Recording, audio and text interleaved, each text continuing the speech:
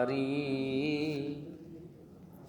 ਸਾਧ ਸੰਗ ਨਾਨਕ ਜਸ ਗਾਇਓ, ਜੋ ਪ੍ਰਭ ਕੀ ਆਤ ਪਿਆਰੀ। ਸਾਧ ਸੰਗ ਨਾਨਕ ਜਸ ਗਾਇਓ, ਜੋ ਪ੍ਰਭ ਕੀ ਆਤ ਪਿਆਰੀ। ਧੰਨ ਧੰਨ ਸਤਿਗੁਰੂ ਸ੍ਰੀ ਗੁਰੂ ਹਰਗੋਬਿੰਦ ਸਾਹਿਬ ਜੀ ਮਹਾਰਾਜ ਜੀ ਦੇ ਪਾਵਨ ਪਵਿੱਤਰ ਸਥਾਨਾਂ ਵਿਖੇ ਸ੍ਰੀ ਗੁਰੂ ਗ੍ਰੰਥ ਸਾਹਿਬ ਜੀ ਮਹਾਰਾਜ ਜੀ ਦੀ ਪਾਵਨ ਹਜ਼ੂਰੀ ਵਿੱਚ ਜੁੜ ਮਿਲ ਬੈਠੀ ਗੁਰੂ ਪਿਆਰੀ ਸਾਧ ਸੰਗਤ ਜੀ, ਸਤਿਗੁਰੂ ਜੀ ਦੀ ਬਖਸ਼ਿਸ਼ ਕੀਤੀ ਹੋਈ ਫਤਿਹ ਪ੍ਰਵਾਨੋ ਜੀ। ਵਾਹਿਗੁਰੂ ਜੀ ਕਾ ਖਾਲਸਾ, ਵਾਹਿਗੁਰੂ ਜੀ ਕੀ ਫਤਿਹ। ਪਿਛਲੇ ਸਮੇਂ ਵਿੱਚ ਆਪ ਸੰਗਤਾਂ ਨੇ ਸਰਵਣ ਕੀਤਾ ਹੈ ਕਿ ਸ੍ਰੀ ਗੁਰੂ ਅਮਰਦਾਸ ਸਾਹਿਬ ਜੀ ਮਹਾਰਾਜ ਨੂੰ ਇੱਕ ਵੈਸ਼ਨੂ ਸਾਧੂ ਇਹ ਬਚਨ ਕਹਿ ਕੇ ਛੱਡ ਕੇ ਚਲਿਆ ਗਿਆ ਹੈ ਕਿ ਤੁਸੀਂ ਤਾਂ ਨਿਗੁਰੇ ਹੋ, ਮੈਂ ਤੁਹਾਡੀ ਸੰਗਤ ਕੀਤੀ ਹੈ, ਇਸ ਵਾਸਤੇ ਮੇਰੇ ਕੀਤੇ ਹੋਏ ਜਪ ਤਪ ਵਰਤ ਇਤਿਆਦਿਕ ਸਭ ਕੁਝ ਵਿਅਰਥ ਹੀ ਚਲਿਆ ਗਿਆ। ਤੁਸੀਂ ਪਹਿਲਾਂ ਮੈਨੂੰ ਕਿਉਂ ਨਾ ਦੱਸਿਆ ਕਿ ਤੁਸੀਂ ਅਜੇ ਤੱਕ ਕੋਈ ਗੁਰੂ ਧਾਰਨ ਕੀਤਾ ਹੀ ਨਹੀਂ। ਬਾਬਾ ਅਮਰਦਾਸ ਜੀ ਬੜੇ ਵਿਆਕੁਲ ਨੇ, ਉਹ ਚਾਹੁੰਦੇ ਨੇ ਕਿ ਮੈਂ ਹੁਣ ਗੁਰੂ ਧਾਰਨ ਕਰਾਂ। ਬਹੁਤ ਅਕਾਲ ਪੁਰਖ ਵਾਹਿਗੁਰੂ ਜੀ ਦੇ ਅੱਗੇ ਅਰਦਾਸਾਂ ਬੇਨਤੀਆਂ ਕਰਦੇ ਨੇ। ਸੋਚਾਂ ਸੋਚਦਿਆਂ ਹੋਇਆਂ ਚਿੰਤਾਵਾਂ ਦੇ ਵਿੱਚ ਰਾਤ ਬਤੀਤ ਹੋਈ। ਅੰਮ੍ਰਿਤ ਵੇਲੇ ਦਾ ਸਮਾਂ ਹੋਇਆ। ਸ੍ਰੀ ਗੁਰੂ ਅਮਰਦਾਸ ਸਾਹਿਬ ਜੀ ਮਹਾਰਾਜ ਜੀ ਦੀ ਭਤੀਜ ਨੌਂ ਬੀਬੀ ਅਮਰੋ ਜੀ, ਉਹਨਾਂ ਨੇ ਅੰਮ੍ਰਿਤ ਵੇਲੇ ਦੇ ਸਮੇਂ ਦੁੱਧ ਰਿੜਕਣਾ ਸ਼ੁਰੂ ਕੀਤਾ ਤੇ ਨਾਲ ਦੀ ਨਾਲ ਉਹ ਅੰਮ੍ਰਿਤ ਬਾਣੀ ਦਾ ਸ਼ਬਦ ਗਾ ਰਹੇ ਹਨ। ਮਾਰੂ ਮਹੱਲਾ ਪਹਿਲਾ, ਘਰ ਪਹਿਲਾ। ਕਰਨੀ ਕਾਗਦ ਮਨ ਮਸਵਾਣੀ, ਬੁਰਾ ਭਲਾ ਦੋਏ ਲੇਖ ਪਏ। ਜਿਉਂ ਜਿਉਂ ਕਿਰਤ ਚਲਾਏ ਤਿਉਂ ਚਲੀਐ, ਤਉ ਗੁਣ ਨਾਹੀ ਅੰਤ ਹਰੇ। ਚਿਤ ਚੇਤਸ ਕੀ ਨਹੀਂ ਬਾਵਰਿਆ, ਹਰ ਬਿਸਰਤ ਤੇਰੇ ਗੁਣ ਗਲਿਆ ਰਹਾਓ। ਜਾਲੀ ਰੈਨ ਜਾਲ ਦਿਨ ਹੁਆ, ਜੇਤੀ ਘੜੀ ਫਾਹੀ ਤੇਤੀ।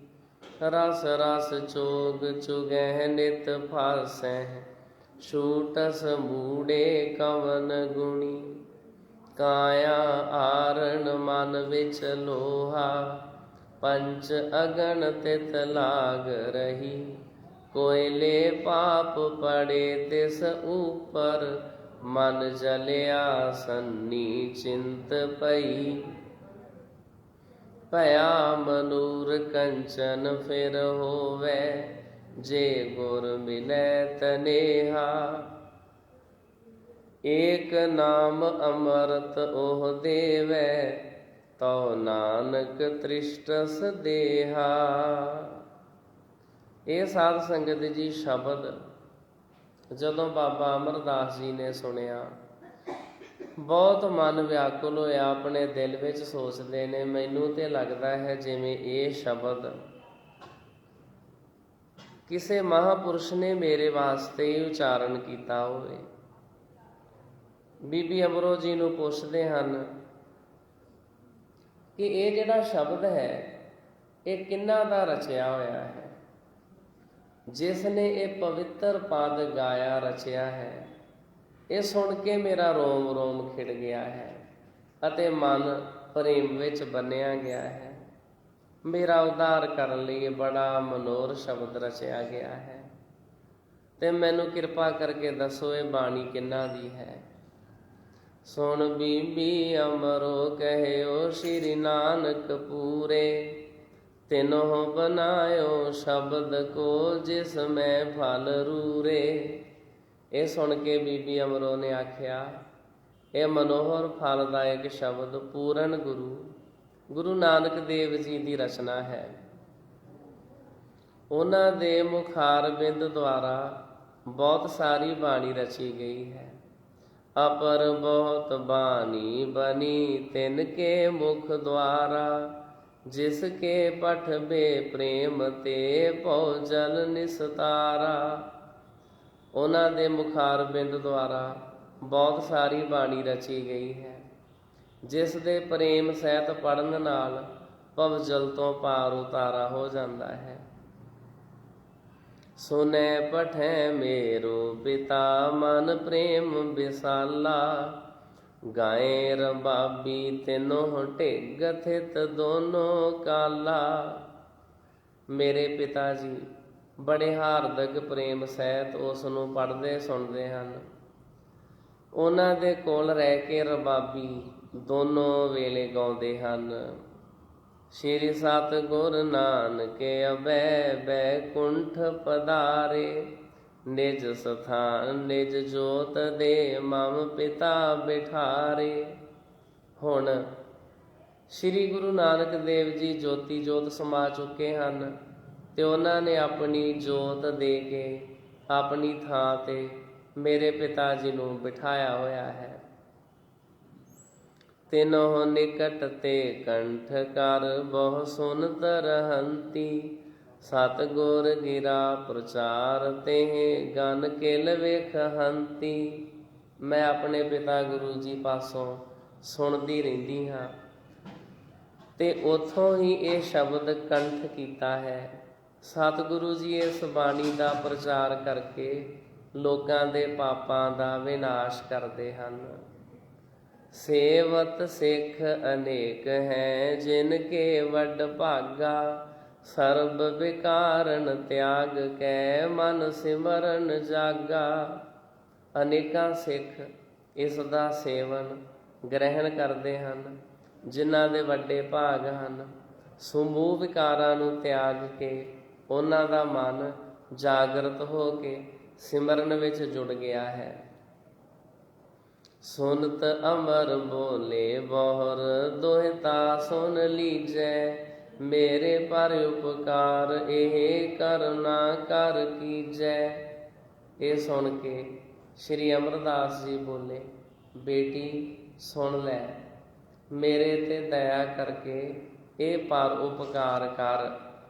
ਲਿਹੋ ਸੰਗ ਤੈ ਕੋ ਚਲੋ ਦੇਹੁ ਮੋਹਿ ਮਿਲਾਈ, ਦਰਸ਼ਨ ਕੀ ਪਿਆਸਾ ਲਗੀ ਅਬ ਰਹਿਓ ਨਾ ਜਾਈ। ਮੈਨੂੰ ਨਾਲ ਲਿਜਾ ਕੇ ਉਹਨਾਂ ਨਾਲ ਮਿਲਾ ਦੇ, ਉਹਨਾਂ ਦੇ ਦਰਸ਼ਨਾਂ ਦੀ ਪਿਆਸ ਲੱਗ ਗਈ ਹੈ, ਹੁਣ ਰਿਹਾ ਨਹੀਂ ਜਾਂਦਾ। ਬਿਰਧ ਅਨਾਥ ਅਜਾਨ ਮੈਂ ਸਮਰੱਥ ਤੇ ਹੀਨਾ, ਮਰਤ ਮੋਹਿ ਜੀਵਾਏ ਹੈ ਹੇ ਸੁਤਾ ਪ੍ਰਵੀਨਾ। ਮੈਂ ਬੁੱਢਾ, ਅਨਾਥ ਤੇ ਅਣਜਾਣ ਹਾਂ ਅਤੇ ਸ਼ਕਤੀਹੀਨ ਵੀ ਹਾਂ। ਹੇ ਸਿਆਣੀ ਬੇਟੀ, ਮੈਨੂੰ ਮਰਦੇ ਹੋਏ ਨੂੰ ਇਉਂ ਬਚਾ ਲੈ।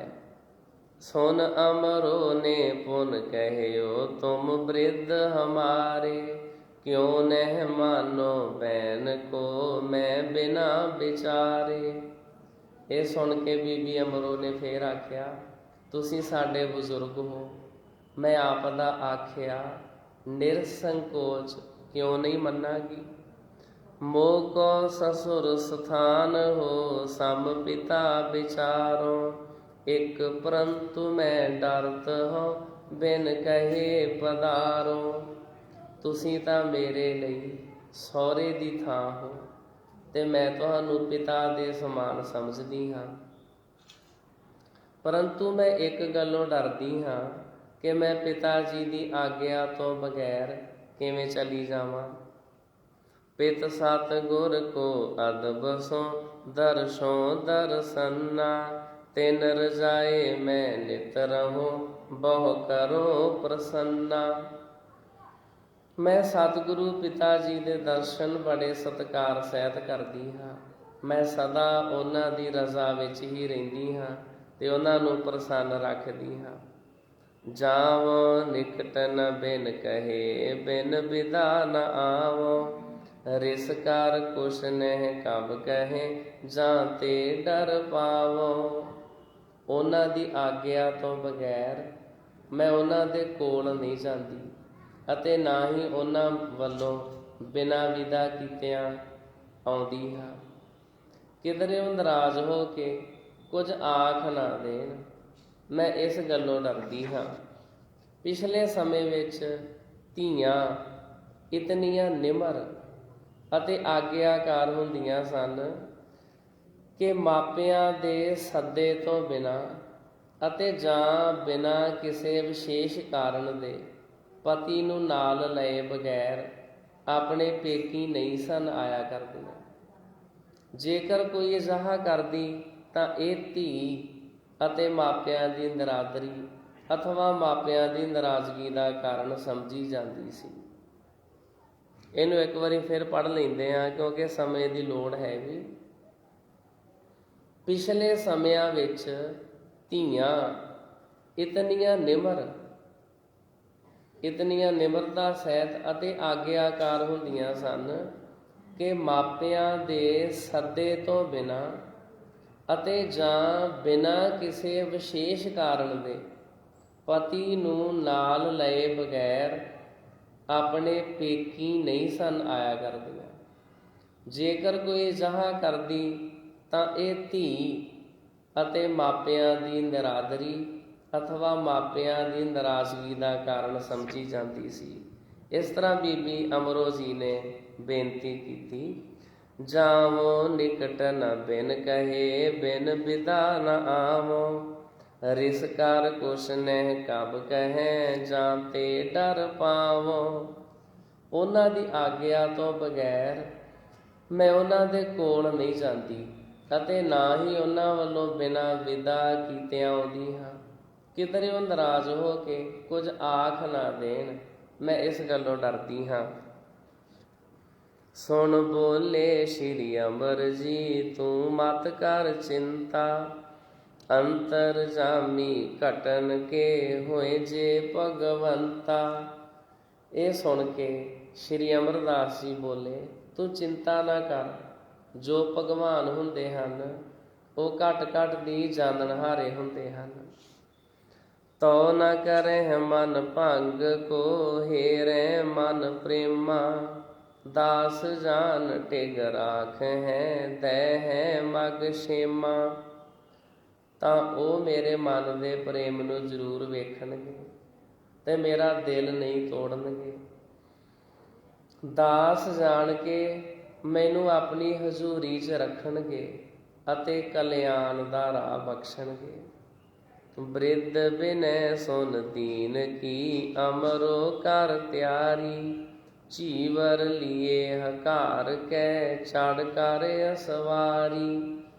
ਬਜ਼ੁਰਗ ਦੀ ਨਿਮਰਤਾ ਪੂਰਨ ਬੇਨਤੀ ਸੁਣ ਕੇ ਬੀਬੀ ਅਮਰੋ ਤਿਆਰ ਹੋ ਗਈ। ਚਿਊਰ ਨੂੰ ਸੱਦ ਕੇ ਡੋਲੇ ਤੇ ਚੜ ਗਈ।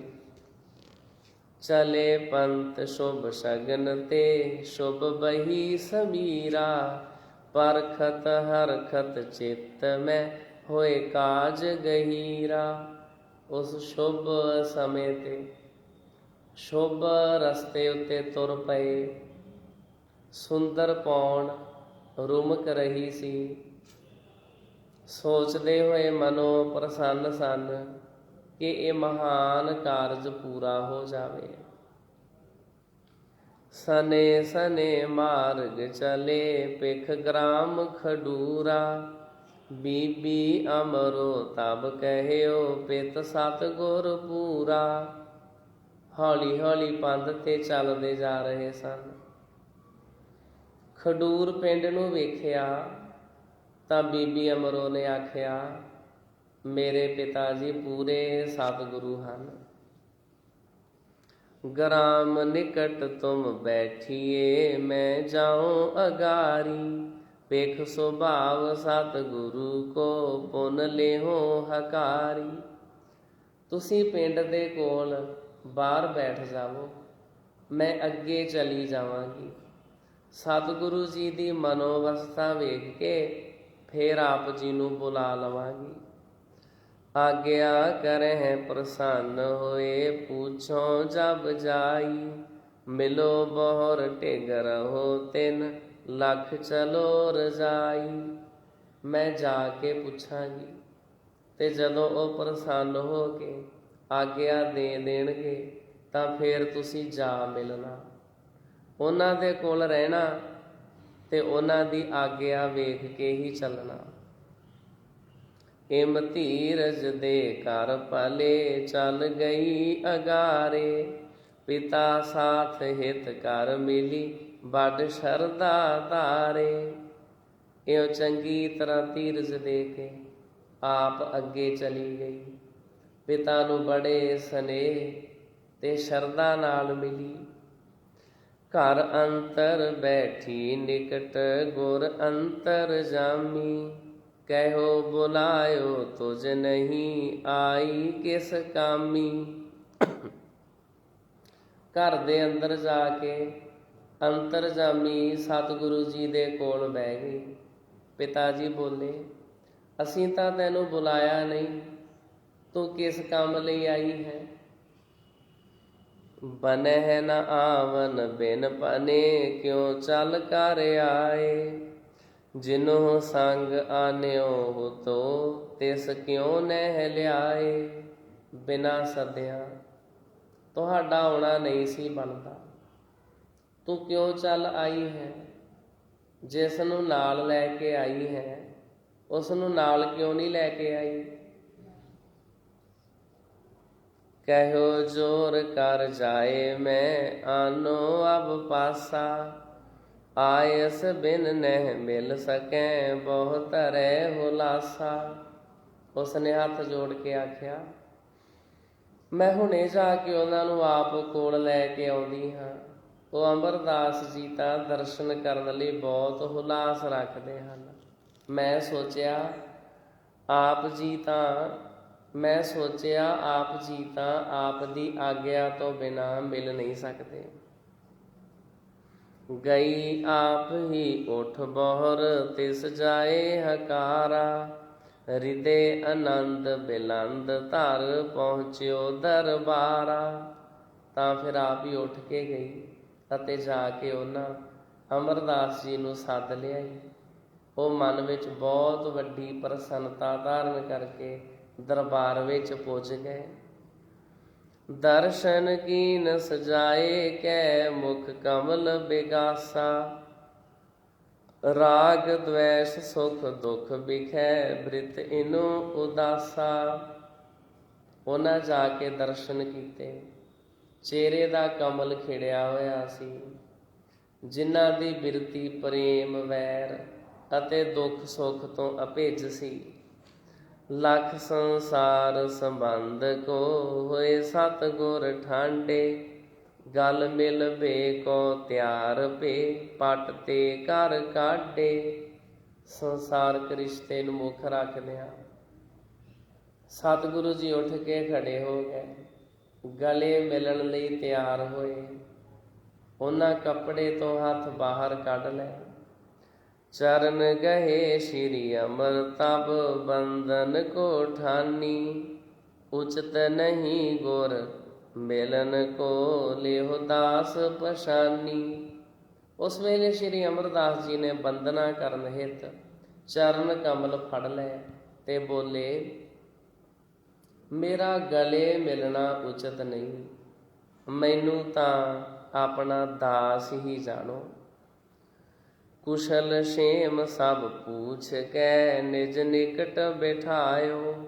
ਅਪਰ ਬਾਤ ਕੁਛ ਜਗਤ ਕੀ, ਬੂਝਤ ਹਰ ਖਾਇਓ। ਸਭ ਰਾਜੀ ਖੁਸ਼ੀ ਪੁੱਛ ਕੇ ਉਹਨਾਂ ਨੇ ਅਮਰਦਾਸ ਜੀ ਨੂੰ ਆਪਣੇ ਕੋਲ ਬਿਠਾ ਲਿਆ। ਪ੍ਰਸੰਨ ਹੋ ਕੇ ਸੰਸਾਰ ਦੀਆਂ ਗੱਲਾਂ ਬਾਤਾਂ ਪੁੱਛੀਆਂ। कितक समो बीत्यो जबै बैठे गुर पासु। आए रसोईया थित पयो कीन से अरदासु। जद गुरु जी दे कोल बैठिया काफ़ी समा बीत गया ਤਾਂ ਰਸੋਈਆ ਕੋਲ ਆਣ ਖਲੋਤਾ ਅਤੇ ਬੇਨਤੀ ਕੀਤੀ, ਪ੍ਰਭ ਜੀ ਸਿੱਧ ਆਹਾਰ ਹੈ ਸੁਨ ਉਠੇ ਕਿਰਪਾਲਾ। ਬੁੱਢੇ ਆਦਿਕ ਸਿੱਖ ਸਭ ਆਏ ਤਿਸ ਕਾਲਾ। हे ਪ੍ਰਭ ਜੀਓ, ਭੋਜਨ ਤਿਆਰ ਹੈ। ਇਹ ਸੁਣ ਕੇ ਕਿਰਪਾਲੂ ਗੁਰੂ ਜੀ ਉੱਠ ਖਲੋਤੇ। ਭਾਈ ਬੁੱਢਾ ਜੀ ਅਤੇ ਹੋਰ ਸਿੱਖ ਸੰਗਤ ਵੀ ਉਦੋਂ ਆਣ ਪੁੱਜੀ ਤੇ ਸਾਰੇ ਪੰਗਤਾਂ ਵਿੱਚ ਬੈਠ ਗਏ। ਪੰਗਤ ਬੈਠੀ ਮਿਲ ਤਬੈ ਗੁਰ ਬੀਚ ਸੁਹਾਏ। ਮਿਲ ਸੰਗਤ ਮੈਂ ਅਮਰ ਜੀ ਬੈਠੇ ਤਿਸ ਥਾਏ। ਸਤਿਗੁਰੂ ਅੰਗਦ ਦੇਵ ਜੀ ਉਹਨਾਂ ਦੇ ਵਿਚਕਾਰ ਸੁਭਾਏਮਾਨ ਸਨ। ਅਮਰਦਾਸ ਜੀ ਵੀ ਉੱਥੇ ਸੰਗਤ ਵਿੱਚ ਮਿਲ ਕੇ ਬੈਠ ਗਏ। ਪਹਿਤ ਭਾਂਤ ਵਰਤਿਓ ਪ੍ਰਥਮ ਪੁਨ ਆਮਿਖ ਆਵਾ। ਇਕ ਦਿਸ਼ ਪੰਗਤ ਮਹਿ ਦਇਓ ਤਬ ਇਨ ਦਰਸਾਵਾ। ਪਹਿਲਾਂ ਦਾਲ ਚਾਵਲ ਵਰਤੇ, ਫਿਰ ਮਹਾਂਪ੍ਰਸਾਦ ਮਾਸ ਆਇਆ। ਜਦੋਂ ਇਹ ਮਾਸ ਪੰਗਤ ਦੇ ਇੱਕ ਪਾਸੇ ਦਿੱਤਾ ਤਾਂ ਇਹਨਾਂ ਅਮਰਦਾਸ ਜੀ ਨੇ ਵੇਖ ਲਿਆ। ਭਾਈ ਸੰਤੋਖ ਸਿੰਘ ਜੀ ਵੱਲੋਂ ਲੰਗਰ ਵਿੱਚ ਮਾਸ ਵਰਤਣਾ ਲੰਗਰ ਪਰੰਪਰਾ ਦੇ ਅਨੁਕੂਲ ਨਹੀਂ ਜਾਪਦਾ ਅਤੇ ਇਸ ਦੀ ਕਿਧਰੋਂ ਪੁਸ਼ਟੀ ਨਹੀਂ ਹੁੰਦੀ। ਇਹ ਭਾਈ ਸੰਤੋਖ ਸਿੰਘ ਜੀ ਨੇ ਲਿਖਿਆ ਹੈ। ਬਹੁ ਗਿਲਾਨ ਠਾਨੀ ਹਿਰਦੈ ਇਮ ਕਰਤ ਵਿਚਾਰਾ। ਮੈਂ ਆਮਿਖ ਖਾਇਓ ਨ ਕਵੇ ਕਰ ਅੰਨ ਆਹਾਰਾ। ਉਹਨਾਂ ਨੂੰ ਮਨ ਵਿੱਚ ਬਹੁਤ ਘਿਰਨਾ ਹੋਈ ਤੇ ਸੋਚਣ ਲੱਗੇ, ਮੈਂ ਤਾਂ ਅੰਨ ਦਾ ਹੀ ਭੋਜਨ ਕਰਦਾ ਹਾਂ ਤੇ ਮਾਸ ਕਦੇ ਖਾਧਾ ਨਹੀਂ ਹੈ। ਪੰਕਤ ਮੈਂ ਅਬ ਬੈਠ ਗਾ ਕਿਮ ਹੋਏ ਬਚਾਊ। ਨਹਿ ਲੇਵੋ ਅਪਮਾਨ ਨਹੀਂ ਕਿਉਂ ਬੈਠਿਓ ਆਊ। ਪੰਗਤ ਵਿੱਚ ਤਾਂ ਮੈਂ ਹੁਣ ਬੈਠ ਗਿਆ ਹਾਂ, ਬਚਾ ਕਿਵੇਂ ਹੋਵੇ। ਜੇਕਰ ਨਹੀਂ ਲੈਂਦਾ ਹਾਂ ਤਾਂ ਲੰਗਰ ਦਾ ਅਪਮਾਨ ਹੋਵੇਗਾ। ਸੋਚਣ ਲੱਗੇ, ਮੈਂ ਕਿਉਂ ਆਣ ਬੈਠਾ ਹਾਂ। ਆਇਓ ਸਤਿਗੁਰ ਕਰਨ ਕੋ ਬਿਗਰੈ ਇਮ ਬਾਤੀ। ਸਿੱਖ ਨਾ ਕਰਹਿ ਮੋਹੇ ਕੋ ਮਨ ਹਟ ਇਸ ਭਾਂਤੀ। ਮੈਂ ਤਾਂ ਇਹਨਾਂ ਨੂੰ ਸਤਿਗੁਰੂ ਧਾਰਨ ਕਰਨ ਲਈ ਆਇਆ ਸੀ। ਇਉਂ ਤਾਂ ਗੱਲ ਵਿਗੜ ਜਾਏਗੀ। ਇਹ ਤਾਂ ਮੈਨੂੰ ਸਿੱਖ ਨਹੀਂ ਬਣਾਉਣਗੇ ਤੇ ਇਸ ਤਰ੍ਹਾਂ ਕਰਨ ਨਾਲ ਗੁਰੂ ਜੀ ਦਾ ਮਨ ਮੈਥੋਂ ਦੂਰ ਹਟ ਜਾਏਗਾ। ਅਪਰ ਜਤਨ ਅਬ ਕੋ ਨਹੀਂ ਜੇ ਅੰਤਰ ਜਾਮੀ। ਸੂਪਕਾਰ ਕੋ ਵਰਜ ਹੈ ਆਪੈ ਗੁਰ ਸੁਆਮੀ। ਹੁਣ ਹੋਰ ਕੋਈ ਵਸੀਲਾ ਨਹੀਂ। ਜੇਕਰ ਅੰਤਰਜਾਮੀ ਮਾਲਕ ਸਤਿਗੁਰੂ ਜੀ ਆਪ ਹੀ ਰਸੋਈਏ ਨੂੰ ਵਰਜ ਦਿੰਦੇ ਹਨ, ਇਉਂ ਇੱਕ ਤਾਂ ਮੇਰਾ ਧਰਮ ਬਚ ਜਾਵੇਗਾ, ਇੱਕ ਤੋਂ ਮੇਰੋ ਧਰਮ ਰਹਿ ਪੁਨ ਹੋਏ ਪ੍ਰਤੀਤਾ। ਜਗ ਤੇ ਕਰਹਿ ਉਧਾਰ ਮਮ ਸਰਬੱਗ ਪੁਨੀਤਾ। ਇਉਂ ਇੱਕ ਤਾਂ ਮੇਰਾ ਧਰਮ ਵੀ ਬਚ ਜਾਏਗਾ ਤੇ ਦੂਜੇ ਮੇਰਾ ਵਿਸ਼ਵਾਸ ਵੀ ਰਹਿ ਜਾਵੇਗਾ ਅਤੇ ਪਵਿੱਤਰ ਤੇ ਅੰਤਰਜਾਮੀ ਗੁਰੂ ਜੀ ਸੰਸਾਰ ਤੋਂ ਮੇਰਾ ਉਧਾਰ ਵੀ ਕਰ ਦੇਣਗੇ। ਕਿਉਂਕਿ ਹਰ ਇੱਕ ਮਨੁੱਖ ਦਾ ਆਪੋ ਆਪਣਾ ਰਹਿਣ ਸਹਿਣ ਹੁੰਦਾ। ਕੁਝ ਲੋਕ ਹਨ ਉਹ ਮਾਸ ਨਹੀਂ ਖਾਂਦੇ, ਕੁਝ ਲੋਕ ਖਾਂਦੇ ਹਨ। ਬਾਬਾ ਅਮਰਦਾਸ ਜੀ ਨਹੀਂ ਸਨ ਖਾਂਦੇ, ਤਾਂ ਕਰਕੇ ਉਹਨਾਂ ਦੇ ਮਨ ਵਿੱਚ ਇਹ ਖਿਆਲ ਆਇਆ ਕਿ ਸਤਿਗੁਰੂ ਜੀ ਆਪ ਹੀ ਮਨਾ ਕਰਦੇ ਨੇ ਵਰਤਾਵੇ ਨੂੰ। ਇਮ ਕੀਨੋ ਸੰਕਲਪ ਕੋ ਸ੍ਰੀ ਗੁਰ ਨੇ ਜਾਨਾ। ਸੂਪਕਾਰ ਕੋ ਵਰਜਿਓ ਮੁਖ ਬਾਕ ਬਖਾਨਾ। ਸਤਿਗੁਰੂ ਜੀ ਨੇ ਜਾਣ ਬੁੱਝ ਲਿਆ ਸੀ ਕਿ ਸ਼੍ਰੀ ਅਮਰਦਾਸ ਜੀ ਨੇ ਇਉਂ ਸੰਕਲਪ ਕੀਤਾ ਹੈ। ਉਹਨਾਂ ਰਸੋਈਏ ਨੂੰ ਵਰਜਦਿਆਂ ਫਰਮਾਇਆ, ਪੰਕਤ ਮਹਿ ਜੋ ਨਵੋ ਨਰ ਤਿਸ ਦੇਹੋ ਆਹਾਰਾ, ਆਮਿਖ ਨਾਹੇ ਪਰੋਸੀਏ ਤਿਨ ਧਰਮ ਵਿਚਾਰਾ। ਪੰਗਤ ਵਿੱਚ ਜੋ ਨਵਾਂ ਸੱਜਣ ਬੈਠਾ ਹੈ ਉਸ ਨੂੰ ਭੋਜਨ ਤਾਂ ਦੇ ਦਿਓ, ਪਰੰਤੂ ਮਾਸ ਨਾ ਪਰੋਸਣਾ। ਉਸ ਦੇ ਧਰਮ ਦਾ ਵਿਚਾਰ ਹੈ। ਉਹ ਨਵਾਂ ਮਨੁੱਖ ਜਿਹੜਾ ਪੰਗਤ ਵਿੱਚ ਬੈਠਾ ਹੈ ਉਹ ਮਾਸ ਨਹੀਂ ਖਾਂਦਾ, ਇਸ ਵਾਸਤੇ ਉਸ ਨੂੰ ਨਹੀਂ ਪਰੋਸਣਾ। ਨਹੀਂ ਦਇਓ ਤਬ ਮਾਸ ਕੋ ਸਭ ਸੰਗਤ ਖਾਇਓ, ਤ੍ਰਿਪਤ ਭਏ ਪੰਕਤ ਉਠੀ ਜਲ ਪਾਨ ਕਰਾਇਓ। ਭਾਵੇਂ ਸਾਰੀ ਸੰਗਤ ਨੇ ਮਾਸ ਖਾਧਾ ਪਰ ਉਸ ਨੂੰ ਨਾ ਦਿੱਤਾ ਗਿਆ। ਸਾਰੇ ਤ੍ਰਿਪਤ ਹੋ ਗਏ, ਪੰਗਤ ਉੱਠ ਗਈ, ਸਭ ਨੂੰ ਜਲ ਪਾਨ ਕਰਾਇਆ। ਮਮ ਮਨ ਕੀ ਗਤ ਗੁਰ ਲਖੀ, ਹਰਖਿਓ ਔਰ ਭਾਰੀ, ਭਏ ਪੁੰਨ ਮੇਰੇ ਉਦੇ ਬਹੁ ਕਰਤ ਵਿਚਾਰੀ। ਗੁਰੂ ਜੀ ਨੇ ਮੇਰੇ ਮਨ ਦੀ ਬੁੱਝ ਲਈ ਹੈ। ਉਹ ਇਹ ਸੋਚ ਕੇ ਬੜਾ ਪ੍ਰਸੰਨ ਹੋਇਆ, ਬਹੁਤ ਸੋਚਣ ਲੱਗਾ ਕਿ ਮੇਰੇ ਕੀਤੇ ਹੋਏ ਪੁੰਨ ਜਾਗ ਪਏ ਹਨ। ਸਾਧ ਸੰਗਤ ਜੀ, ਅੱਜ ਵੀ ਖਡੂਰ ਸਾਹਿਬ ਦੇ ਵਿੱਚ ਦੋ ਤਰ੍ਹਾਂ ਦੇ ਲੰਗਰ ਚੱਲਦੇ ਹਨ। ਦਰਬਾਰ ਸਾਹਿਬ ਖਡੂਰ ਸਾਹਿਬ, ਜਿਹਨੂੰ ਅੰਗੀਠਾ ਸਾਹਿਬ ਵੀ ਕਹਿ ਦਿੰਦੇ ਨੇ, ਅਤੇ ਮਾਤਾ ਖੀਵੀ ਜੀ ਲੰਗਰ ਹਾਲ। ਇਹਨਾਂ ਲੰਗਰਾਂ ਦੇ ਵਿੱਚ ਸਾਧ ਸੰਗਤ ਜੀ ਵੈਸ਼ਨੂ ਭੋਜਨ ਹੀ ਵਰਤਦਾ ਹੈ। ਦਾਲ ਪ੍ਰਸ਼ਾਦੇ, ਸਬਜ਼ੀਆਂ, ਦੇਸੀ ਘਿਓ ਵਾਲੀ ਖੀਰ ਇਤਿਆਦਿ। ਪਰ ਜਿਹੜਾ ਉੱਥੇ ਗੁਰਦੁਆਰਾ ਮੱਲ ਅਖਾੜਾ ਸਾਹਿਬ ਹੈ, ਉੱਥੇ ਗੁਰੂ ਕੀਆਂ ਲਾਡਲੀਆਂ ਫੌਜਾਂ ਨਿਹੰਗ ਸਿੰਘ ਸੇਵਾ ਨਿਭਾਉਂਦੇ ਨੇ।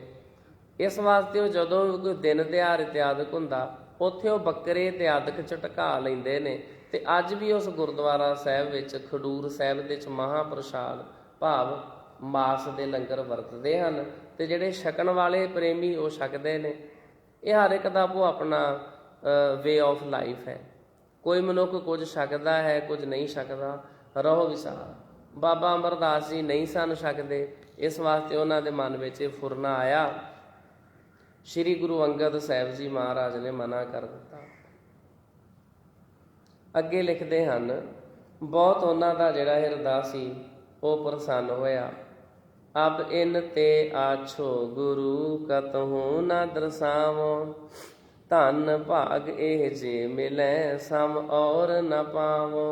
ਹੁਣ ਇਹਨਾਂ ਤੋਂ ਚੰਗਾ ਗੁਰੂ ਮੈਨੂੰ ਕਿਤੇ ਵੀ ਨਹੀਂ ਦਿਸਣਾ। ਮੇਰੇ ਧਨ ਭਾਗ ਹਨ, ਜੇਕਰ ਇਹ ਮਿਲ ਜਾਣ, ਇਹਨਾਂ ਜਿਹਾ ਮੈਨੂੰ ਹੋਰ ਕੋਈ ਨਹੀਂ ਮਿਲਣਾ। ਸ਼੍ਰੀ ਪ੍ਰਭ ਸ਼੍ਰੀ ਗੰਗਾ ਸੁਣੀ, ਮੈਂ ਬਿਨੈ ਜੋਗੀਨੀ। ਇਹ ਪੂਰਨ ਅਵਤਾਰ ਹੈ, ਸ਼ਰਧਾ ਧਰ ਲੀਨੀ। ਪਰਮੇਸ਼ਰ ਨੇ ਅਤੇ ਗੰਗਾ ਮਾਈ ਨੇ ਮੇਰੀ ਸੁਣ ਲਈ ਹੈ ਜੋ ਮੈਂ ਬੇਨਤੀ ਕੀਤੀ ਸੀ। ਇਹ ਪੂਰਨ ਅਵਤਾਰ ਹਨ। ਇਉਂ ਵਿਚਾਰਦਿਆਂ ਸ਼੍ਰੀ ਅਮਰਦਾਸ ਜੀ ਨੇ ਗੁਰੂ ਜੀ ਵਿੱਚ ਸ਼ਰਧਾ ਧਾਰਨ ਕਰ ਲਈ। ਕਰ ਭੋਜਨ ਬੈਠਿਓ ਵਹਿਰ, ਏਕਾਕੀ ਹੋਵਾ। ਚਿਤਵਤ ਚਿਤ ਮਹਿਮਾ ਗੁਰੂ, ਸੰਸੈ ਸਭ ਖੋਵਾ। ਲੰਗਰ ਛਕ ਕੇ ਉਹ ਇਕੱਲੇ ਹੋ ਕੇ ਬੈਠ ਗਏ। ਮਨ ਵਿੱਚ ਗੁਰੂ ਜੀ ਦੀ ਵਡਿਆਈ ਬਾਰੇ ਸੋਚ ਕੇ ਸਮੂਹ ਸੰਸੇ ਨਿਵਰਤ ਹੋ ਗਏ। ਨਿਸਾ ਬਿਤਾਈ ਪੁਨ ਦਿਵਸ, ਭੋਜਨ ਪਾ ਤਿਆਰੀ। ਮਿਲ ਪੰਗਤ ਬੈਠਿਓ ਤਹਾਂ, ਮਨ ਮੈਂ ਇਮ ਧਾਰੀ। ਰਾਤ ਬੀਤੀ ਤਾਂ ਫੇਰ ਦਿਨ ਦਾ ਲੰਗਰ ਤਿਆਰ ਹੋ ਗਿਆ। ਮਨ ਵਿੱਚ ਇਹ ਧਾਰ ਕੇ ਪੰਗਤ ਵਿੱਚ ਬੈਠ ਗਏ।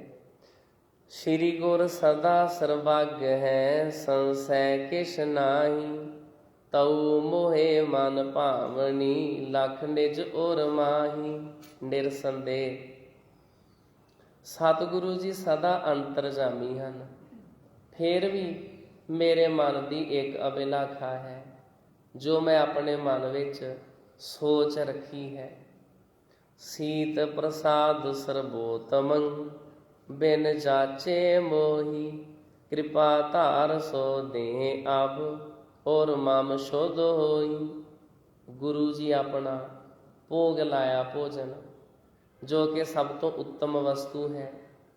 ਜੇਕਰ ਹੁਣ ਮੈਨੂੰ ਬਿਨ ਮੰਗਿਆ ਹੀ ਬਖਸ਼ ਦੇਣ ਤਾਂ ਮੇਰੇ ਮਨ ਨੂੰ ਸੋਝੀ ਗਿਆਨ ਆ ਜਾਵੇਗਾ। ਇਮ ਚਿਤਵਤ ਭੋਜਨ ਕਰਿਓ ਸ੍ਰੀ ਗੁਰ ਨੇ ਜਾਨੀ, ਆਪ ਅਚਿਓ ਤ੍ਰਿਪਤਾਏ ਕੈ ਪੁਨ ਪੀਵਤ ਪਾਨੀ।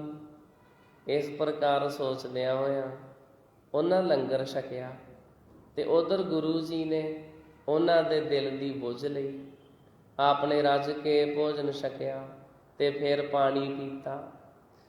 ਪੀਛੈ ਉਚਰਿਓ ਦਾਸ ਕੋ ਜੋ ਬਚਿਓ ਆਹਾਰਾ, ਦੇਹੋ ਪੁਰਖ ਤਿਸ ਜਾਏ ਕਰ ਚਹਿ ਹਿਰਦੈ ਉਦਾਰਾ। ਪਿੱਛੋਂ ਇੱਕ ਸੇਵਕ ਨੂੰ ਆਖਿਆ, ਇਹ ਜੋ ਭੋਜਨ ਬਚ ਗਿਆ ਹੈ ਜਾ ਕੇ ਇਹ ਉਸ ਪੁਰਸ਼ ਨੂੰ ਦੇ ਦਿਓ, ਉਸ ਦੇ ਮਨ ਦੀ ਬਹੁਤ ਇੱਛਾ ਹੈ। ਸੁਨਤ ਆਨੰਦ ਬਿਲੰਦ ਭਾਲੇ ਕਰ ਤਬ ਖਾਇਓ, ਨਿਸ਼ਚਲ ਨਿਸ਼ਚੈ ਚਿਤ ਪਇਓ ਸੰਮੇਰ ਥਿਰਾਇਓ। ਇਹ ਸੁਣ ਕੇ ਅਮਰਦਾਸ ਜੀ ਦੇ ਮਨ ਨੂੰ ਬਹੁਤ ਪ੍ਰਸੰਨਤਾ ਹੋਈ ਤੇ ਉਹਨਾਂ ਉਦੋਂ ਹੀ ਲੈ ਕੇ ਖਾ ਲਿਆ। ਉਹਨਾਂ ਦਾ ਮਨ ਅਤੇ ਵਿਸ਼ਵਾਸ ਸਥਿਰ ਹੋ ਕੇ ਸੁਮੇਰ ਪਰਬਤ ਵਾਂਗ ਅਟਲ ਹੋ ਗਿਆ। ਭਈ ਸ਼ਾਂਤ ਦੁਬਦਾ ਨਸੀ ਮਨ ਤਹਾਂ ਟਿਕਾਵਾ, ਪਾਨ ਕਰਿਓ ਜਲ ਧੋਏ ਕਰ ਬਾਹਰ ਪੁਨ ਆਵਾ। ਉਹਨਾਂ ਦੇ ਮਨ ਦੀ ਭਟਕਣ ਮਿਟ ਗਈ, ਸ਼ਾਂਤੀ ਆ ਗਈ ਤੇ ਮਨ ਉੱਥੇ ਹੀ ਟਿਕ ਗਿਆ। ਪਾਣੀ ਪੀ ਕੇ ਤੇ ਹੱਥ ਧੋ ਕੇ ਫਿਰ ਉਹ ਬਾਹਰ ਆ ਗਏ। ਰਹਿਓ ਇਕੰਤ ਸੋ ਬੈਠ ਕਰ ਸਭ ਦਿਵਸ ਬਿਤਾਇਓ, ਭੋਜਨ ਕੋ ਜਬ ਸਮੋ ਹੋਏ ਤਬ ਅੰਤਰ ਆਇਓ। ਉਹਨਾਂ ਸਾਰਾ ਦਿਨ ਇਕਾਂਤ ਵਿੱਚ ਬੈਠ ਕੇ ਬਤੀਤ ਕੀਤਾ। ਫਿਰ ਜਦੋਂ ਲੰਗਰ ਦਾ ਸਮਾਂ ਹੋਇਆ ਤਾਂ ਫਿਰ ਅੰਦਰ ਆ ਗਏ। ਪੰਕਤ ਮਹਿ ਬੈਠੇ ਤਹਾਂ ਜੋ ਦੇਹ ਸੁਖਾਵੈ, ਪੁਨੈ ਇਕਾਂਕੀ ਹੋਏ ਕਰ ਪ੍ਰਭ ਗੁਣ ਮਨ ਲਾਵੈ। ਉੱਥੇ ਪੰਗਤ ਵਿੱਚ ਬੈਠ ਗਏ ਤੇ ਜੋ ਕੁਝ ਵਰਤਦਾ ਉਹ ਖਾ ਲੈਂਦੇ। ਫਿਰ ਇਕੱਲੇ ਹੋ ਕੇ ਪ੍ਰਭੂ ਦੀ ਮਹਿਮਾ ਨਾਲ ਮਨ ਨੂੰ ਜੋੜਦੇ। ਇਸ ਪ੍ਰਕਾਰ ਦਿਨ ਕਿਤਕ ਬਿਤਾਏ, ਰਹਿ ਵਹਿਰ ਲੈ ਭੋਜਨ ਖਾਏ। ਉਹਨਾਂ ਨੇ ਬਹੁਤ ਸਾਰੇ ਦਿਨ ਇਸ ਤਰ੍ਹਾਂ ਹੀ ਬਿਤਾਏ। ਉਹ ਬਾਹਰ ਹੀ ਰਹਿੰਦੇ ਅਤੇ ਲੰਗਰ ਲੈ ਕੇ ਛਕ ਲੈਂਦੇ। ਸ਼੍ਰੀ ਅੰਗਦ ਪੁਨ ਨਹੀਂ ਬੁਲਾਇਓ, ਕਬਹੂ ਨ ਬਚ ਸ਼੍ਰੀ ਮੁਖ ਫੁਰਮਾਇਓ। ਫਿਰ ਗੁਰੂ ਅੰਗਦ ਦੇਵ ਜੀ ਨੇ ਉਹਨਾਂ ਨੂੰ ਨਾ ਬੁਲਾਇਆ ਤੇ ਆਪਣੇ ਪਵਿੱਤਰ ਮੁਖਾਰ ਬਿੰਦ ਤੋਂ ਕਦੇ ਵੀ ਕੁਝ ਨਾ ਫਰਮਾਇਆ। ਮਹਿ ਸੰਗਤ ਮਹਿ ਮਿਲਹਿ ਲਜਾਵੈ, ਮਿਲ ਕਰ ਤਹਿ ਆਹਾਰ ਕੋ ਖਾਵੈ। ਉਹ ਸ਼ਰਮਾਉਂਦੇ ਹੋਏ ਸੰਗਤ ਵਿੱਚ ਵੀ ਨਾ ਮਿਲਦੇ ਜੁਲਦੇ, ਪਰੰਤੂ ਲੰਗਰ ਵਿੱਚ ਰਲ ਕੇ ਉਹ ਭੋਜਨ ਛਕ ਲੈਂਦੇ। ਸ਼੍ਰੀ ਪਰਮੇਸ਼ਰ ਨਾਮ ਬਖਾਨੈ, ਅਬ ਨਾ ਜਾਉ ਕਿਤ ਦ੍ਰਿੜ ਨਿਤ ਠਾਨੈ। ਪਰਮੇਸ਼ਰ ਦਾ ਨਾਮ ਸਿਮਰਦੇ ਰਹਿੰਦੇ। ਸ਼੍ਰੀ ਗੁਰੂ ਅਮਰਦਾਸ ਜੀ ਰੋਜ਼ ਇਹੋ ਦ੍ਰਿੜ ਨਿਸ਼ਚਾ ਕਰਦੇ ਕਿ ਹੁਣ ਮੈਂ ਕਿਤੇ ਨਹੀਂ ਜਾਣਾ, ਮੈਂ ਆਪਣੀ ਥਾਂ ਦੇ ਉੱਤੇ ਆ ਗਿਆ ਹਾਂ ਜਿੱਥੇ ਮੈਨੂੰ ਆਉਣਾ ਚਾਹੀਦਾ ਸੀ। ਸ਼੍ਰੀ ਗੁਰੂ ਅਮਰਦਾਸ ਸਾਹਿਬ ਜੀ ਮਹਾਰਾਜ ਸ਼੍ਰੀ ਗੁਰੂ ਅੰਗਦ ਸਾਹਿਬ ਜੀ ਮਹਾਰਾਜ ਦੇ ਚਰਨਾਂ ਦੇ ਵਿੱਚ ਆਣ ਟਿਕੇ ਹਨ। ਮਹਾਨ ਪਾਵਨ ਪਵਿੱਤਰ ਧਰਤੀ ਸ਼੍ਰੀ ਖਡੂਰ ਸਾਹਿਬ ਵਿਖੇ। ਇੱਥੇ ਸਾਧ ਸੰਗਤ ਜੀ ਸਤਿਗੁਰੂ ਜੀ ਮਹਾਨ ਸੇਵਾ ਨਿਭਾ ਰਹੇ ਹਨ, ਗੁਰੂ ਸਾਹਿਬ ਜੀ ਦੇ ਦਰਸ਼ਨ ਦਿਦਾਰੇ ਕਰ ਰਹੇ ਹਨ। ਕਿਤਕ ਦਿਵਸ ਬੀਤੇ ਜਬੈ, ਚਿਤ ਮੈਂ ਚਿਤਵਨ ਕੀਨ, ਸੇਵਾ ਚਹੀਐ ਗੁਰੂ ਕੀ ਜਿਸ ਤੇ ਹੋਏ ਪ੍ਰਸੀਨ। ਜਦੋਂ ਕਾਫੀ ਦਿਨ ਬੀਤ ਗਏ ਤਾਂ ਅਮਰਦਾਸ ਜੀ ਨੇ ਮਨ ਵਿੱਚ ਸੋਚਿਆ ਕਿ ਗੁਰੂ ਜੀ ਦੀ ਸੇਵਾ ਕਰਨੀ ਚਾਹੀਦੀ ਹੈ, ਜਿਸ ਨਾਲ ਕਿ ਉਹ ਪ੍ਰਸੰਨ ਹੋ ਜਾਣ। ਸਵਈਆ ਛੰਦ ਬੇਪਰਵਾਹ ਗੁਰੂ ਹੈ, ਜਦਪ ਚਿਤ ਮੈਂ ਜਿਨ ਕੇ ਚਾਹ ਨ ਕੋਏ। ਤਦਪ ਦਾਸ ਨਿਜ ਧਰਮ ਵਿਚਾਰੈ, ਸੇਵਾ ਕਰੈ ਭਾਉ ਮਨ ਪੋਏ। ਭਾਵੇਂ ਗੁਰੂ ਜੀ ਬੇਪਰਵਾਹ ਹਨ ਅਤੇ ਉਹਨਾਂ ਦੇ ਮਨ ਅੰਦਰ ਕੋਈ ਇੱਛਾ ਨਹੀਂ ਹੈ, ਪਰੰਤੂ ਫਿਰ ਵੀ ਸੇਵਕ ਦਾ ਕੰਮ ਹੈ ਕਿ ਉਹ ਆਪਣਾ ਫਰਜ਼ ਪਛਾਣਦਾ ਹੋਇਆ ਪ੍ਰੇਮ ਭਿੰਨੇ ਮਨ ਨਾਲ ਉਹਨਾਂ ਦੀ ਸੇਵਾ ਕਰੇ। ਪ੍ਰਥਮ ਜੁਗਨ ਮਹਿ ਤਪ ਕੋ ਤਾਪੈ, ਸੁਦਾ ਪਿਪਾਸਾ ਸਹਿ ਕਰ ਸੋਏ। ਪੰਚਾਗਨ ਤਾਪੈ ਜਲ ਪੈਠੈ, ਬਰਖਾ ਸਹਿ ਨਗਨ ਤਨ ਹੋਏ। ਪਹਿਲੇ ਯੁੱਗਾਂ ਵਿੱਚ ਲੋਕੀ ਭੁੱਖ ਤੇ ਤ੍ਰੇਸ ਹਾਰ ਕੇ ਤਪੱਸਿਆ ਕਰਦੇ ਸਨ। 5 ਧੂਣੀਆਂ ਤਪਾਉਂਦੇ, ਜਲ ਪ੍ਰਵੇਸ਼ ਕਰਦੇ ਤੇ ਨੰਗੇ ਤਨ ਤੇ ਵਰਖਾ ਝੱਲਦੇ ਸਨ। ਏਕ ਚਰਨ ਪਰ ਠਾਂਡੇ ਹੋਵਤ, ਊਰਦ ਬਾਹੂ ਕਿਤੇ ਰਹੰਤ। ਕੈ ਲਟਕਤ ਹੈ ਉਪਰ ਪਦ ਕਰ ਚਹਿ, ਪ੍ਰਸੰਨ ਹੋਏ ਭਗਵੰਤ। ਇੱਕ ਪੈਰ ਤੇ ਖੜੇ ਹੁੰਦੇ, ਕਿਤੇ ਉੱਪਰ ਨੂੰ ਬਾਹਾਂ ਕਰਕੇ ਰੱਖਦੇ ਜਾਂ ਉੱਪਰ ਵੱਲ ਪੈਰ ਕਰਕੇ ਪੁੱਠੇ ਲਟਕਦੇ ਹੋਏ ਚਾਹੁੰਦੇ ਸਨ ਕਿ ਈਸ਼ਵਰ ਪ੍ਰਸੰਨ ਹੋ ਜਾਵੇ। ਸੋ ਤਪ ਫਲ ਅਬ ਕਲੀ ਕਾਲ ਮੈਂ, ਸਤ ਸੰਗਤ ਸੇਵਨ ਕਰੇ ਅੰਤ। ਜਲ ਢੋਵਨ ਅਰ ਲੱਕਰੀ ਲਿਆਵਨ, ਕਰਨ ਬੀਜਨੋ ਪ੍ਰਭੂ ਸਿਮਰੰਤ। ਉਹ ਫਲ ਹੁਣ ਕਲਯੁਗ ਅੰਦਰ ਸਾਧ ਸੰਗਤ ਦੀ ਸੇਵਾ ਕਰਨ ਨਾਲ ਪ੍ਰਾਪਤ ਹੁੰਦਾ ਹੈ। ਪ੍ਰਭੂ ਦਾ ਸਿਮਰਨ ਕਰਦਿਆਂ ਪਾਣੀ ਢੋਣਾ, ਲੱਕੜਾਂ ਲਿਆਉਣੀਆਂ ਤੇ ਪੱਖਾ ਝੱਲਣਾ ਆਦਿ ਸੇਵਾ ਕਰਦੇ। ਚਰਨ ਪਖਾਰਨ ਅੰਨ ਪਕਾਵਨ, ਇਤਿਆਦਿਕ ਜੇਤ ਕਹਿ ਆਨ। ਮਿਲ ਸਤ ਸੰਗ ਕਰਨ ਜੋ ਸੇਵਾ, ਅਦਕ ਤਪਨ ਫਲ ਹੋਏ ਮਹਾਨ। ਸਾਧ ਸੰਗਤ ਦੇ ਚਰਨ ਧੋਣੇ, ਭੋਜਨ ਪਕਾਉਣਾ ਆਦਿਕ ਜਿੰਨੇ ਹੋਰ ਕੰਮ ਹਨ, ਜੋ ਵੀ ਕੋਈ ਸਤ ਸੰਗਤ ਵਿੱਚ ਸੇਵਾ ਕਰਦੇ ਹਨ, ਉਸ ਨੂੰ ਉਹਨਾਂ ਤਪਾਂ ਤੋਂ ਵੀ ਵੱਧ ਮਹਾਨ ਫਲ ਪ੍ਰਾਪਤ ਹੁੰਦਾ ਹੈ।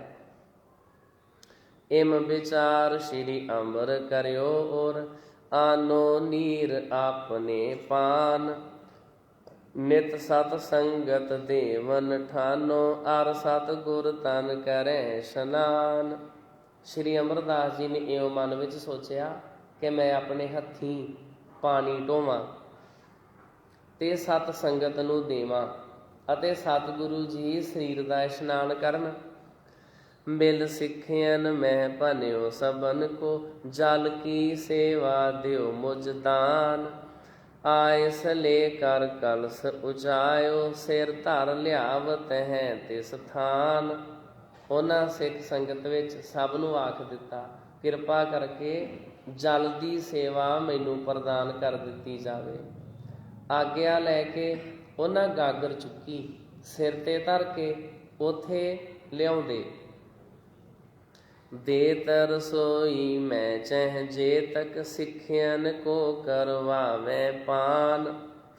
ਮਨ ਨੀਵੋ ਕਰ ਸਾਦਰ ਬੋਲੇ, ਨਹਿ ਡੋਲੇ ਬੁੱਧ ਕੋ ਦ੍ਰਿੜ ਠਾਨ। ਜਿੰਨੇ ਕੁ ਜਲ ਦੀ ਲੰਗਰ ਵਿੱਚ ਲੋੜ ਹੁੰਦੀ ਉੱਥੇ ਦਿੰਦੇ ਅਤੇ ਸਿੱਖ ਸੰਗਤ ਨੂੰ ਜਲ ਛਕਾਉਂਦੇ। ਬੜੀ ਨਿਮਰਤਾ ਵਿੱਚ ਆਦਰ ਸਹਿਤ ਬੋਲਦੇ। ਉਹਨਾਂ ਨੇ ਬੁੱਧੀ ਇੰਨੀ ਦ੍ਰਿੜ ਕਰ ਲਈ ਕਿ ਕਦੇ ਵੀ ਡੋਲਦੇ ਨਹੀਂ ਸਨ। ਸ਼੍ਰੀ ਅੰਗਦ ਜਬ ਜਾਮ ਜਾਮਨੀ, ਜਾਗਹਿ ਮੱਝੈ ਥਿਤ ਤਿਸ ਕਾਲ। ਤਬ ਤੇ ਆਗੇ ਹੀ ਉਠ ਕਰਕੇ, ਜਲ ਆਨੈ ਭਰ ਕਲਸ ਵਿਸਾਲ। ਸ਼੍ਰੀ ਗੁਰੂ ਅੰਗਦ ਦੇਵ ਜੀ ਪਹਿਰ ਰਾਤ ਰਹਿੰਦੀ ਨੂੰ ਜਾਗਦੇ ਤੇ ਉਸ ਵੇਲੇ ਇਸ਼ਨਾਨ ਕਰਦੇ। ਆਪ ਅਮਰਦਾਸ ਜੀ ਉਹਨਾਂ ਤੋਂ ਪਹਿਲਾਂ ਹੀ ਉੱਠ ਕੇ ਪਾਣੀ ਦੀ ਗਾਗਰ ਭਰ ਲੈ ਆਉਂਦੇ। ਅਦਕ ਪ੍ਰੀਤ ਕਰ ਸੇਵਾ ਠਾਨੈ, ਨਹਿ ਅਕੁਲਾਵਹਿ ਬਲਹਿ ਸੰਭਾਲ। ਪ੍ਰਥਮ ਇਸ਼ਨਾਨੈ ਬਸਤਰ ਪਖਾਲੈ, ਪੁਨਹਿ ਸ਼ੁਸ਼ਕ ਕਰ ਬੇਹਿਤ ਡਾਲ। ਬੜੇ ਪ੍ਰੇਮ ਸਹਿਤ ਸੇਵਾ ਕਰਦੇ ਸਨ, ਸ਼ਕਤੀ ਨੂੰ ਸੰਕੋਚ ਕੇ ਵਰਤਦੇ ਸਨ ਤੇ ਕਦੇ ਵੀ ਵਿਆਕੁਲ ਨਹੀਂ ਸਨ ਹੁੰਦੇ। ਪਹਿਲਾਂ ਇਸ਼ਨਾਨ ਕਰਵਾਉਂਦੇ, ਕੱਪੜੇ ਧੋਂਦੇ ਤੇ ਫਿਰ ਪਿਆਰ ਨਾਲ ਸੁੱਕਣੇ ਪਾ ਦਿੰਦੇ ਸਨ। ਇਸ ਤਰ੍ਹਾਂ ਸਾਧ ਸੰਗਤ ਜੀ ਸ੍ਰੀ ਗੁਰੂ ਅਮਰਦਾਸ ਸਾਹਿਬ ਜੀ ਮਹਾਰਾਜ, ਸ੍ਰੀ ਗੁਰੂ ਅੰਗਦ ਸਾਹਿਬ ਜੀ ਮਹਾਰਾਜ ਜੀ ਦੀ ਸੇਵਾ ਕਰ ਰਹੇ ਨੇ, ਉਹਨਾਂ ਦਾ ਇਸ਼ਨਾਨ ਕਰਵਾ ਰਹੇ ਹਨ। ਇਤਿਹਾਸ ਦੇ ਵਿੱਚ ਸਾਧ ਸੰਗਤ ਜੀ ਇੱਥੇ ਬਿਆਸ ਦਰਿਆ ਦਾ ਵੀ ਜ਼ਿਕਰ ਆਉਂਦਾ ਹੈ ਕਿ ਬਿਆਸ ਦਰਿਆ ਦੇ ਵਿੱਚੋਂ ਜਲ ਦੀ ਗਾਗਰ ਲੈ ਕੇ ਆਉਂਦੇ, ਕਿਉਂਕਿ ਪੁਰਾਣੇ ਸਮੇਂ ਦੇ ਵਿੱਚ ਪਾਣੀ ਦੀ ਬਹੁਤ ਕਿੱਲਤ ਹੁੰਦੀ ਸੀ। ਪਾਣੀ ਬਹੁਤ ਮੁਸ਼ਕਲ ਦੇ ਨਾਲ ਮੁਹੱਈਆ ਹੁੰਦਾ ਸੀ। ਪਿੰਡਾਂ ਦੇ ਵਿੱਚ ਖੂਹ ਵੀ ਇੰਨੇ ਜ਼ਿਆਦਾ ਨਹੀਂ ਸੀ ਹੁੰਦੇ, ਜਾਂ ਖੂਹ ਦੇ ਵਿੱਚੋਂ ਪਾਣੀ ਕੱਢਣ ਵਾਸਤੇ ਜਿਹੜੀ ਹਰਟ ਹੁੰਦੀ ਸੀ ਉਹ ਇੱਕ ਹੁੰਦੀ ਸੀ। ਇੱਕ ਵਾਰੀ ਵਿੱਚ ਇੱਕੋ ਹੀ ਬੰਦਾ ਪਾਣੀ ਚੋਂ ਖੂਹ ਦੇ ਵਿੱਚੋਂ ਪਾਣੀ ਕੱਢ ਸਕਦਾ ਸੀ, ਤੇ ਉਹਨੂੰ ਵੀ ਪਾਣੀ ਕੱਢਣ ਲੱਗਿਆ ਕਿੰਨਾ ਸਮਾਂ ਲੱਗ ਜਾਂਦਾ ਹੋਏਗਾ। ਪਹਿਲਾਂ ਰੱਸੇ ਦੇ ਨਾਲ ਕੋਈ ਭਾਂਡਾ ਇਤਿਆਦਿਕ ਬੰਨ੍ਹ ਕੇ ਉਹਨੂੰ ਖੂਹ ਦੇ ਵਿੱਚ ਲਮਕਾਉਣਾ, ਫਿਰ ਜਿੱਥੇ ਥੱਲੇ ਪਾਣੀ ਉੱਥੋਂ ਤੱਕ ਉਹਨੇ ਪਹੁੰਚਣਾ, ਫਿਰ ਉਹ ਪਾਣੀ ਦੀ ਬਾਲਟੀ ਭਰਨੀ, ਉਹਨੂੰ ਫਿਰ ਵਾਪਸ ਉੱਪਰ ਨੂੰ ਖਿੱਚਣਾ, ਫਿਰ ਜਾ ਕੇ ਕਿਧਰੇ ਇੱਕ ਮਿੱਟੀ ਦੇ ਘੜੇ ਵਿੱਚ 2-2 3-3 ਉਹ ਛੋਟੀਆਂ ਬਾਲਟੀਆਂ ਪਾਣੀ ਦੀਆਂ ਪੈ ਜਾਇਆ ਕਰਨੀਆਂ। ਬਾਕੀ ਲੋਕਾਂ ਨੇ ਉਡੀਕਦੇ ਰਿਹਾ ਕਰਨਾ ਕਿ ਕਦੋਂ ਜਿਹੜਾ ਵੀ ਸਾਡੀ ਵਾਰੀ ਆਵੇ। ਜਿਹੜੇ ਖੇਤ ਹੁੰਦੇ ਸੀ, ਖੇਤਾਂ ਦੇ ਵਿੱਚ ਤੇ ਖੈਰ ਹਰਟਾਂ ਚੱਲਦੀਆਂ ਹੁੰਦੀਆਂ ਸੀ, ਟਿੰਡਾਂ ਮਾਲ ਚੱਲਦੀ ਸੀ, ਤੇ ਉੱਥੇ ਬਲਦਾਂ ਤੇ ਪਸ਼ੂਆਂ ਦੇ ਨਾਲ ਪਾਣੀ ਕੱਢਿਆ ਜਾਂਦਾ ਸੀ ਖੂਹ ਦੇ ਵਿੱਚੋਂ। ਤੋ ਕਹਿਣ ਦਾ ਭਾਵ ਪਾਣੀ ਦੀ ਦਿੱਕਤ ਸੀ। ਤਾਂ ਕਰਕੇ ਬਾਬਾ ਅਮਰਦਾਸ ਜੀ ਨੇ ਸੋਚਿਆ ਵਿਚਾਰਿਆ ਕਿ ਸਿੱਖ ਸੰਗਤਾਂ ਦੀ ਜਲ ਦੇ ਨਾਲ ਸੇਵਾ ਕਰਨੀ ਚਾਹੀਦੀ ਹੈ, ਨਾਲੇ ਤਾਂ ਇਹਦੇ ਨਾਲ ਲੰਗਰ ਤਿਆਰ ਕਰਨ ਵਿੱਚ ਆਸਾਨੀ ਹੋ ਜਾਵੇਗੀ, ਨਾਲੇ ਸ੍ਰੀ ਗੁਰੂ ਅਮਰਦਾਸ ਸਾਹਿਬ ਜੀ ਮਹਾਰਾਜ ਜੀ ਦੇ ਇਸ਼ਨਾਨ ਕਰਨ ਤੋਂ ਪਹਿਲਾਂ ਹੀ ਜਿਹੜਾ ਜਲ ਹੈ ਤੇ ਉਹ ਮੈਂ ਲਿਆ ਕੇ ਹਾਜ਼ਰ ਕਰ ਦਿਆ ਕਰਾਂ। ਤੇ ਸਾਧ ਸੰਗਤ ਜੀ ਇਹ ਵੀ ਵੇਖਣ ਦੇ ਵਿੱਚ ਆਉਂਦਾ, ਸਮੇਂ-ਸਮੇਂ ਤੇ ਜਿਹੜੇ ਦਰਿਆ ਹਨ ਉਹ ਆਪਣੇ ਵਹਿਣ ਬਦਲਦੇ ਰਹਿੰਦੇ ਨੇ। ਜਿੱਥੇ ਦਰਿਆ ਅੱਜ ਵਗਦੇ ਨੇ, ਪਿਛਲੇ ਕੁਝ ਸਾਲ ਪਹਿਲਾਂ ਉਹ ਦਰਿਆ ਇੱਥੇ ਨਹੀਂ ਸਨ ਵਗਦੇ, ਉਹ ਕਿਸੇ ਹੋਰ ਥਾਂ ਦੇ ਉੱਤੇ ਵਗਦੇ ਸੀ। ਅੱਜ ਵੀ ਆਪ ਸੰਗਤਾਂ ਕਿਧਰੇ ਖਡੂਰ ਸਾਹਿਬ ਦੇ ਆਲੇ ਦੁਆਲੇ ਜਦੋਂ ਕਿਧਰੇ ਦਰਸ਼ਨ ਦਿਦਾਰੇ ਕਰਨ ਵਾਸਤੇ ਜਾਓ ਤੇ ਉੱਥੇ ਕੁਝ ਜ਼ਮੀਨਾਂ ਐਸੀਆਂ ਨੇ ਜਿਹੜੀਆਂ ਬਹੁਤ ਨੀਵੀਆਂ ਨੇ, ਜਿੱਥੋਂ ਪਤਾ ਚੱਲਦਾ ਵੀ ਇੱਥੇ ਪਹਿਲਾਂ ਜ਼ਰੂਰ ਦਰਿਆ ਵਗਦਾ ਹੋਵੇਗਾ। ਕੁਝ ਪਿੰਡਾਂ ਵਿੱਚੋਂ ਅੱਜ ਵੀ ਉੱਥੇ ਜਦੋਂ ਡੂੰਘੇ ਟੋਏ ਪੁੱਟਦੇ ਆ, ਉੱਥੋਂ ਰੇਤ ਨਿਕਲਣ ਲੱਗ ਜਾਂਦੀ ਹੈ, ਜਿਸ ਤੋਂ ਪਤਾ ਚੱਲਦਾ ਵੀ ਇੱਥੇ ਦਰਿਆ ਵਗਦਾ ਹੋਵੇਗਾ। ਜਦੋਂ ਅਸੀਂ ਰਈਏ ਤੋਂ, ਰਈਆ ਅੱਡਾ ਆਉਂਦਾ ਨਾ ਇੱਧਰੋਂ ਕਰਤਾਰਪੁਰ ਸਾਹਿਬ ਤੋਂ ਬਾਅਦ, ਜਦੋਂ ਫਿਰ ਬਿਆਸ ਤੋਂ ਅੱਗੇ ਰਈਏ ਤੋਂ ਜਦੋਂ ਅਸੀਂ ਖਡੂਰ ਸਾਹਿਬ ਨੂੰ ਜਾਂਦੇ ਹਾਂ ਤੇ ਰਸਤੇ ਦੇ ਵਿੱਚ ਜਲਾਲਾਬਾਦ ਇਤਿਆਦਿਕ ਕਈ ਪਿੰਡ ਆਉਂਦੇ ਨੇ। ਉਹਨਾਂ ਪਿੰਡਾਂ ਦੇ ਵਿੱਚ ਕੁਝ ਥਾਵਾਂ ਤੋਂ ਤਾਂ ਬਹੁਤ ਡੂੰਘਾ ਥਾਂ ਹੈ। ਜਦੋਂ ਅਸੀਂ ਸਫ਼ਰ ਕਰਦੇ ਹਾਂ, ਨੀਚੇ ਨੂੰ ਚਲੇ ਜਾਂਦੇ ਹਾਂ, ਫਿਰ ਉੱਥੋਂ ਉੱਪਰ ਨੂੰ ਚੱਲਦੇ ਹਾਂ, ਉੱਥੋਂ ਪਤਾ ਚੱਲਦਾ ਵੀ ਕਿਸੇ ਸਮੇਂ ਵਿੱਚ ਇੱਥੇ ਦਰਿਆ ਵਗਦੇ ਹੋਣਗੇ। ਤੋ ਸ੍ਰੀ ਗੁਰੂ ਅਮਰਦਾਸ ਸਾਹਿਬ ਜੀ ਮਹਾਰਾਜ ਉਸ ਦਰਿਆ ਦੇ ਵਿੱਚੋਂ ਜਿਉਂ ਸਾਧ ਸੰਗਤ ਜੀ ਅੰਮ੍ਰਿਤ ਵੇਲੇ ਤੋਂ ਲੱਗਦੇ ਜਲ ਲਿਆਉਂਦੇ ਰਹਿੰਦੇ। ਭਾਵੇਂ ਤੇ ਉਹ ਸ੍ਰੀ ਗੁਰੂ ਅਮਰਦਾਸ ਸਾਹਿਬ ਜੀ ਮਹਾਰਾਜ ਜੀ ਨੇ ਗੁਰੂ ਅੰਗਦ ਸਾਹਿਬ ਜੀ ਦਾ ਇਸ਼ਨਾਨ ਕਰਵਾਉਣਾ ਹੁੰਦਾ, ਜਾਂ ਉਹਨਾਂ ਦੇ ਬਸਤਰ ਧੋਣੇ ਹੁੰਦੇ, ਜਾਂ ਜਦੋਂ ਵੀ ਗੁਰੂ ਕੇ ਲੰਗਰ ਦੇ ਵਿੱਚ ਜਲ ਦੀ ਜ਼ਰੂਰਤ ਹੁੰਦੀ, ਜਾਂ ਜਦੋਂ ਵੀ ਕੋਈ ਸੇਵਕ ਕਹਿੰਦਾ ਵੀ ਬਾਬਾ ਜੀ ਜਲ ਦੀ ਜ਼ਰੂਰਤ ਹੈ, ਤੇ ਸ੍ਰੀ ਗੁਰੂ ਅਮਰਦਾਸ ਸਾਹਿਬ ਜੀ ਮਹਾਰਾਜ ਉਸੇ ਵੇਲੇ ਜਲ ਲੈਣ ਵਾਸਤੇ ਚੱਲ ਪੈਂਦੇ। ਖਡੂਰ ਸਾਹਿਬ ਤੋਂ ਗੋਇੰਦਵਾਲ ਸਾਹਿਬ ਨੂੰ ਜਾਈਏ, ਉੱਥੇ ਇੱਕ ਗੁਰਦੁਆਰਾ ਦਮਦਮਾ ਸਾਹਿਬ ਵੀ ਬਣਿਆ ਹੋਇਆ ਹੈ। ਉਹ ਵੀ ਸ੍ਰੀ ਗੁਰੂ ਅਮਰਦਾਸ ਸਾਹਿਬ ਜੀ ਮਹਾਰਾਜ ਜੀ ਦੇ ਜਲ ਲਿਆਉਣ ਦੀ ਯਾਦ ਦੇ ਵਿੱਚ ਬਣਿਆ ਹੋਇਆ ਹੈ। ਕਿਵੇਂ ਸ੍ਰੀ ਗੁਰੂ ਅਮਰਦਾਸ ਸਾਹਿਬ ਜੀ ਮਹਾਰਾਜ ਜੀ ਨੇ ਖਡੂਰ ਸਾਹਿਬ ਵਿਖੇ ਰਹਿ ਕੇ ਸੇਵਾ ਕੀਤੀ ਅਤੇ ਗੁਰੂ ਸਾਹਿਬ ਜੀ ਮਹਾਰਾਜ ਜੀ ਦੀਆਂ ਖੁਸ਼ੀਆਂ ਪ੍ਰਾਪਤ ਕੀਤੀਆਂ। ਇਹ ਕਥਾ ਵਿਚਾਰਾਂ ਆਪ ਸੰਗਤਾਂ ਆਉਣ ਵਾਲੇ ਸਮੇਂ ਵਿੱਚ ਸਰਵਣ ਕਰੋਗੇ। ਅੱਜ ਦੇ ਵਕਤ ਇਤਨੀਆਂ ਬੇਨਤੀਆਂ ਪ੍ਰਵਾਨ ਕਰਨੀਆਂ। ਕੱਲ੍ਹ ਨੂੰ ਸਾਧ ਸੰਗਤ ਜੀ ਨਵਾਂ ਸਾਲ ਆਰੰਭ ਹੋ ਰਿਹਾ ਹੈ। ਨਾਨਕ ਸ਼ਾਹੀ ਸੰਮਤ 553 ਕੱਲ੍ਹ ਨੂੰ ਆਰੰਭ ਹੋ ਰਿਹਾ ਹੈ। 12 ਮਾਹ ਦਾ ਪਾਠ ਹੋਵੇਗਾ। ਚੇਤ ਮਹੀਨੇ ਦੀ ਸੰਗਰਾਂਦ ਹੈ। ਸਾਰੀਆਂ